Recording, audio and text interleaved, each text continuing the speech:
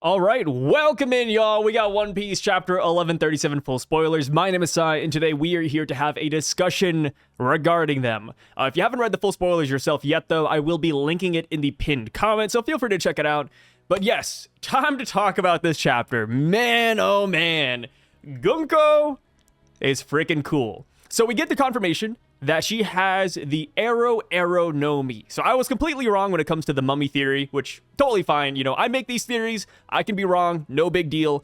But yes, she has the arrow no Mi, and she utilizes it in some crazy freaking ways. She is powerful, man. I know Loki can't fight back, but the fact that she can knock Loki unconscious with constant arrow attacks is insane. Because Loki's a giant, he's durable, he's this menace, right? He's the strongest of all of them. And you got Gunko over here just beating the crap out of him. You know, she keeps on hitting him saying, hey, join the WG, join the God Knights, do it, do it, do it. And Loki just keeps on turning them down. He is sticking to his guns. And I respect it. If anything, I never really asked this question yet, but I do want to hear what you guys have to say about this. But I wonder why Loki has such distaste for the world government and the celestial dragons. I feel like that's a common thing for us as fans to come to, right? Oh, we saw Syvduck, you know, we've seen the movies, we know what the celestial dragons are capable of and what they actually are all about.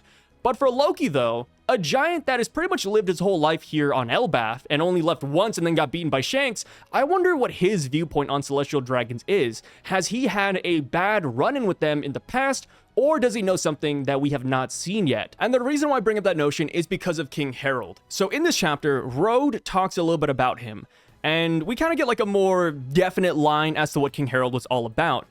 So Herold says, this right here is a portrait of King Herold, which again, I got that wrong. I thought it was like a different guard or a statue. It was a portrait. My fault. So he says, he was a man who loved peace and sought to connect Elbaph with nations of the world. He was said to be the greatest king Elbaph has ever seen. So when I hear that, and I'm like, okay, like that sounds great on paper, right? He wants to connect Elbaph with the world. But how was he going to do that? Was it going to be by joining the world government? Because if that's the case, maybe that's why Loki doesn't like these guys and he doesn't want to join them, because that's what his father would have done. I think there could be something there. And of course, a lot of people have been bringing up the fact that the celestial dragons, the God Knights, they spawned in the throne room. How did they do that, right? Have they been here before? Or do they have a ship off the coast and they simply teleported like Saturn teleported to Egghead Island, right? We don't know yet. But I think there might have been something strange afoot. So back to Loki, you know, despite him being unconscious and despite that looking kind of bad for the Loki fans out there, which I don't agree with, by the way, because Loki can't fight back. But Loki does get a considerable amount of hype in this chapter. I thought it was super badass when we heard about it. But Luffy, Zoro, Nami, and Herold arrive to the courtyard of the castle. And we see all corpses of the ancient giant guards alongside King Herold. And Loki single-handedly slaughtered all of them. And that would be one thing, right? Okay, Loki taking out a bunch of fodder. Yeah, they have ancient giant blood. Crazy, but still fodder at the end of the day. But King Herold, they called this guy the greatest warrior in Elbaph, that he was nothing to scoff at. So I'm like, dude, Loki did all of that? Yeah, of course. No wonder why people said that it took all of Elbaph to stop him later, right? Like, that's insane. So yeah, Loki, I think, looks really cool here, and I'm excited to see what this flashback is all about, because I think there's definitely going to be more to it, right? We hear about him and Hardin's upbringing, and how Hardin was born between Herold and another giant woman, and then later Herold decided to marry Loki's mom. So there's definitely a lot of weird family issues going on there, right? Apparently we learned that Hardin was actually bullied for being a half-blood. So I wonder what kind of traumatic events Loki went through. Did he face similar discrimination? Did Hardin perhaps pile on him, right? Saying, hey, my mom's not the queen because of you, Loki. You and your family really F things up for me. So I think Loki might end up having a really tragic backstory. I do. But now, back to the WG, which I know I'm kind of bouncing around everywhere, but like I said, hopefully you guys have already read the spoilers. I'm not really telling a cohesive narrative here. But we learn about what Shamrock is all about. So he takes off the hood, he takes off the cloak in this chapter, and we see his fit. I'm gonna read it verbatim. So they say, Figarland Shamrock is exactly like Shanks, but without the scar on his face. He also has long hair with a braid to hold his hair back. And of course, he has 2 arms. Shamrock wears a classic military uniform, which, they describe it to be similar to the British or French soldiers of the 17th century. He has high boots, a scarf around his neck, and he has the sword on his waist. And we actually get the full description of him. It says, leader of the God Knights, world noble, the Garland Shamrock, son of Saint Garling, one of the 5 elders. And right beside him, Oda does it again, but we get the Gunko text box, which describes her as a God Knight who has the Arrow no Mi. And I think it's really fascinating, absolutely fascinating, that Oda does not make the same distinguishments here. He does not say that she is a world noble. He does not say, oh, the daughter of blah, blah, blah, right? He just says Gunko. So again, I think that is very telling that Gunko is probably another person who was simply recruited into being a God Knight. Until we get the world noble title, I'm going to be very skeptical about that. So as far as their plans, now that Loki has turned them down repeatedly, and now that Loki is unconscious, Shamrock says, the ferocious warriors of Elbaph, who once conquered the New World in ancient times, we, the world government, will bring them under our command at all costs. See, here's the thing. Coming into this chapter, I was like, okay, the Loki deal isn't working. Maybe Luffy and the gang show up and then these guys leave. Or maybe they just leave without us ever meeting them. I could see both scenarios being the case. But I didn't once think that they would double down and say, yep, we're going to bring them under our command at all costs. Like, that makes it sound like they're going to run amok here, right? Like, they're going to go up to the Sun Realm. They're probably going to find the other giants and start subjugating them by force. And here's the thing.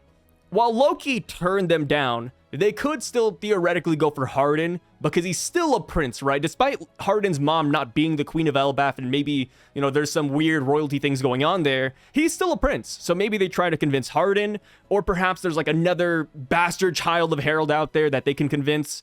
But either way, since that's all speculative right now, it does look like they will be using force.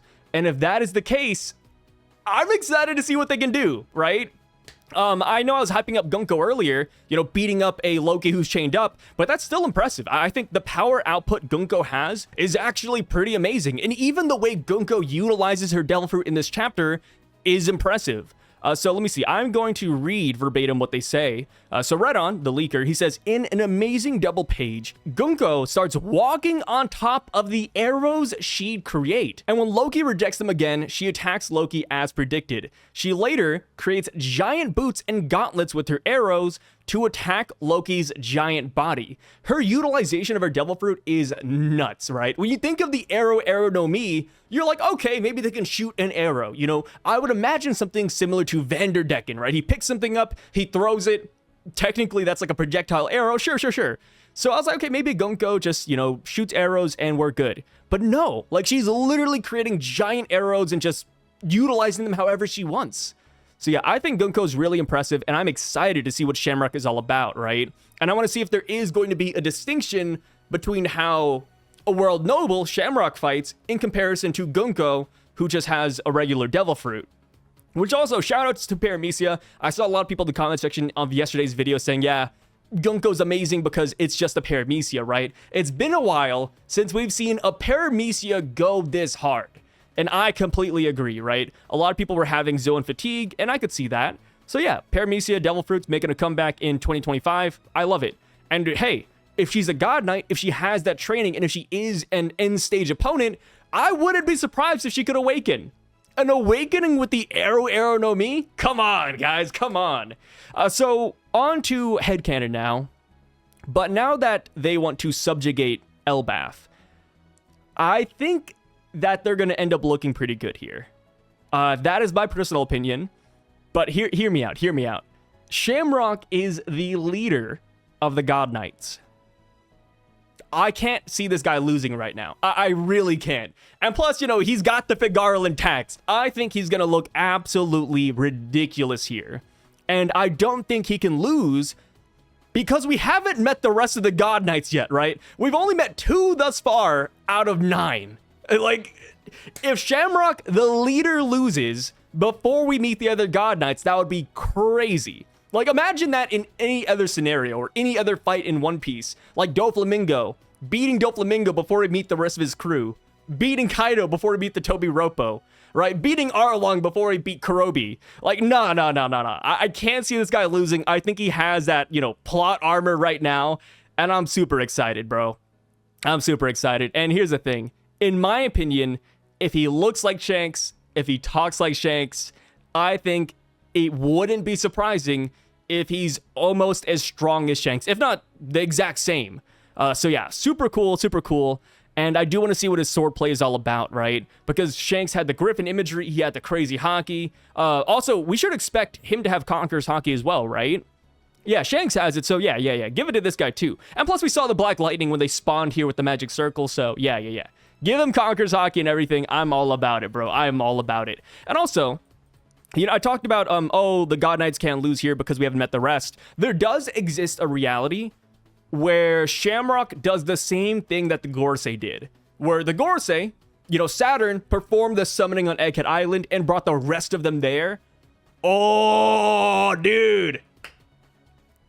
What if we bring the rest of the God Knights here? If that were to happen, then yeah, I could see Shamrock losing. You know, just bring all of the God Knights here to subjugate Elbaph. Yeah. Oh, man. Some really good things here, dude. I'm excited for this chapter. I'm excited to see what they look like. And also, I want to see what Herold looks like. You know, I talked about him earlier, but they called him the Great Warrior. He had ancient giant blood within him. He tore off his horns to show that he was a man of peace. I want to see what this guy's cooking. Oda's really building up a lot of the giants here. And I said it before, and I'll say it again, but I have started to really turn the page in my life and become less racist towards giants. I really have. One thing I thought was odd. So the leakers describe Herold's appearance. He's bald, and he's fierce. He has a black mustache, black beard, and the two huge scars where his horns were, but he also had a line tattoo. Of course, you know, these are warriors we're talking about. The line tattoo could just be something they get, but they describe it as a tattoo that is very similar to Ripley's. And it's like, wait a minute, is there a connection there? We know that Ripley was once a great warrior, right? She was a fighter. So I wonder if there's a connection between Herold and Ripley. I do wonder. But yes, with that being said though, guys, I'm gonna keep it short, sweet, simple. Thank you so much for being here. Thanks for listening to me ramble. Like I said, check out the full spoilers in the comments down below if you don't want to hear me yapping. But yes. Let me know your theories coming off of this. How do you feel about Gunko? How do you feel about Loki, Shamrock, and where this is all going, right? I would love to hear any and all of those thoughts down below. And of course, we will be doing a comment read-through video in the next couple of days. So comment down below. I will definitely be reading them. I usually sort it by the top, work my way down, and I try to keep it about like 20-30 minutes. But yes, let me know all that, and I will catch you all later. My name is Sai, and I'm signing out, brother.